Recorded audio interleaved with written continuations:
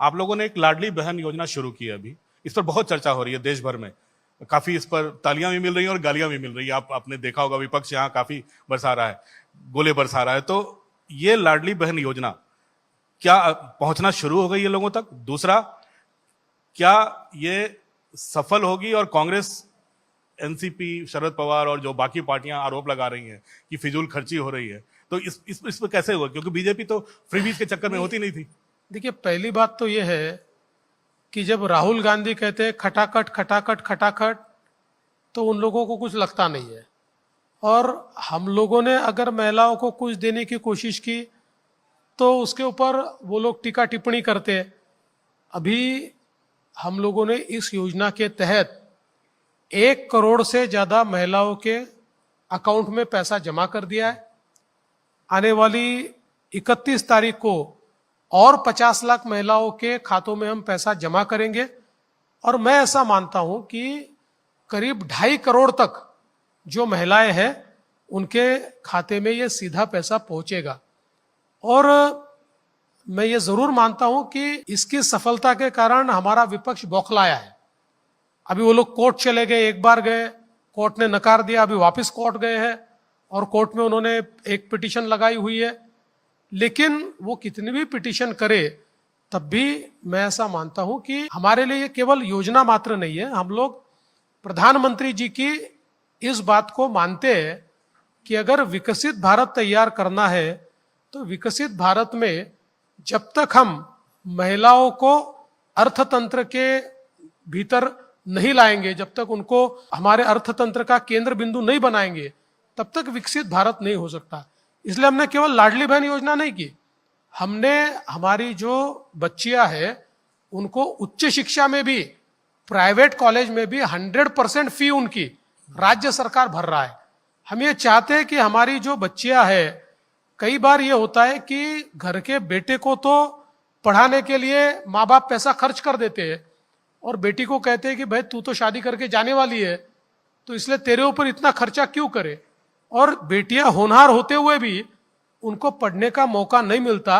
इसलिए महाराष्ट्र में हमने ये तय किया और सभी बेटियों के लिए पूरी उच्च शिक्षा, अभी तक 12th तक तो हम फ्री करते ही थे, लेकिन 12th के बाद भी इंजीनियरिंग हो, डॉक्टर हो, MBA हो, कोई भी कोर्स वो ले तब भी उसकी पूरी फी, चाहे वो सरकारी कॉलेज हो या प्राइवेट कॉलेज हो, ये राज्य सरकार भरेगा।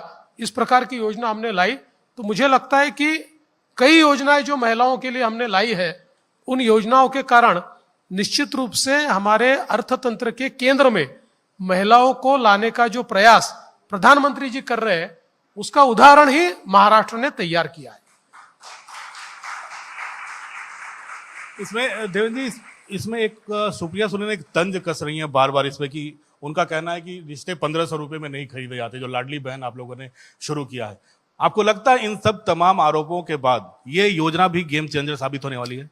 देखिए, इनका प्रॉब्लम ही ये है, ये जो सोने का चम्मच मुंह में लेकर पैदा हुए ना, इनको 1500 रुपए की अहमियत समझ में ही नहीं आ सकती। इनके लिए तो 1500 रुपए कई होटल में जाके चाय पीने के बाद टिप देने की बात है। अरे उस महिला को पूछो जो महिला जब पूरा महीना समाप्त होता है और समाप्ति के समय जब हिसाब लगाती है और उसके ध्यान में आता है कि अब बेटे की फी भरने के लिए पैसा नहीं है, या बेटी को पढ़ाने के लिए पैसा नहीं है, या कोई छोटी सी चीज खरीदने के लिए पैसा नहीं है, उसको तब ये 1500 रुपए की अहमियत ध्यान में आती है। और मैं तो सुप्रिया ताई को और हमारे सारे विपक्ष को कहना चाहता हूं कि ये जो आप लोग तंज कस रहे हैं कि आप महिलाओं को खरीद रहे हैं क्या, आप रिश्वत दे रहे हैं क्या, अरे भाई इस प्रकार से हमारी बहनों को या बहनों के प्यार को कोई खरीद सकता है क्या?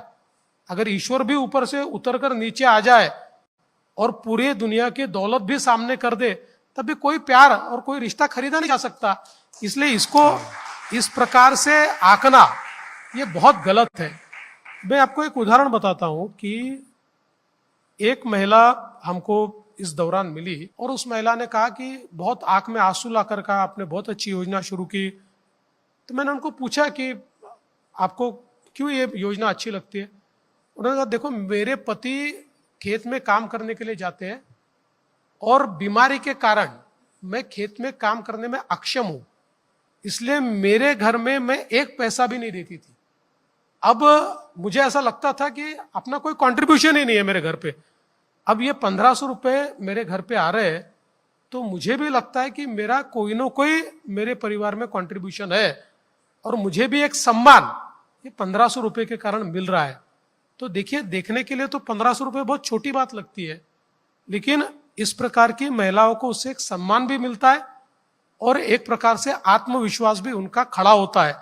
इसलिए मुझे लगता है कि सुप्रिया ताई ने जिस प्रकार का तंज कसा है वो बहुत गलत है। लाडली बहन, तो बहुत सारी लाडली बहनों को बहुत सुनकर इसकी खुशी होगी, लेकिन कई मराठी बच्चे लाडला भाई योजना, ये लाडला भाई योजना भी आप लोग लेकर आए हैं क्या या इंट्रोड्यूस कर चुके हैं महाराष्ट्र के बच्चों के लिए? इसमें एक मैं जोड़ना चाहूंगा, जो शरद पवार की जो राष्ट्रवादी कांग्रेस पार्टी है उसके अध्यक्ष जयंत पाटिल ने कहा है कि अब लाडली बहन और लाडली भाई का और लाडली पत्नी योजना भी ले आए, वो तंज कस रहे हैं।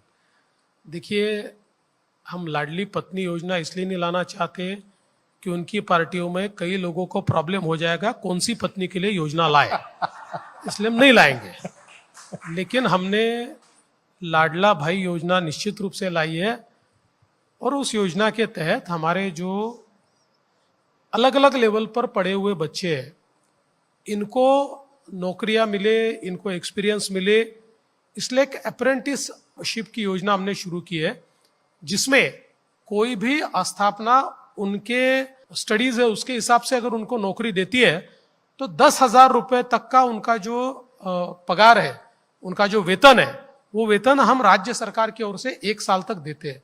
इसका फायदा यह है कि 1 साल में वो अच्छा काम करे तो उनको वही नौकरी मिलेगी। अगर किसी कारण से वहां नौकरी उनकी कंटिन्यू नहीं हो पाई तो जो एक्सपीरियंस उनको मिला है, आज ये भी होता है ना, कोई कहीं नौकरी मांगने जाता तो उसको पूछते एक्सपीरियंस है क्या, तो ये एक्सपीरियंस 1 साल का जो उसके पास होगा या तो स्वयं रोजगार कर पाएगा या कहीं और नौकरी ले पाएगा। तो इस प्रकार की योजना भी हमने शुरू की है। 10 लाख युवाओं को इस प्रकार से हम लोग नौकरी दे रहे हैं। देवेंद्र जी, ये ऐसी योजनाएं हैं, एक जमाने में बीजेपी बचती थी कि हमें फ्रीबीज नहीं देनी है, हमें फ्रीबीज नहीं देनी है, हमें पैसे नहीं बांटने हैं। ये योजना है, आपको लगता है महाराष्ट्र सरकार अगर आप लोग चुन के भी आते तो ये सस्टेन कर पाएंगे फाइनेंशियली? आप लोगों ने सारा कैलकुलेशन कर लिया?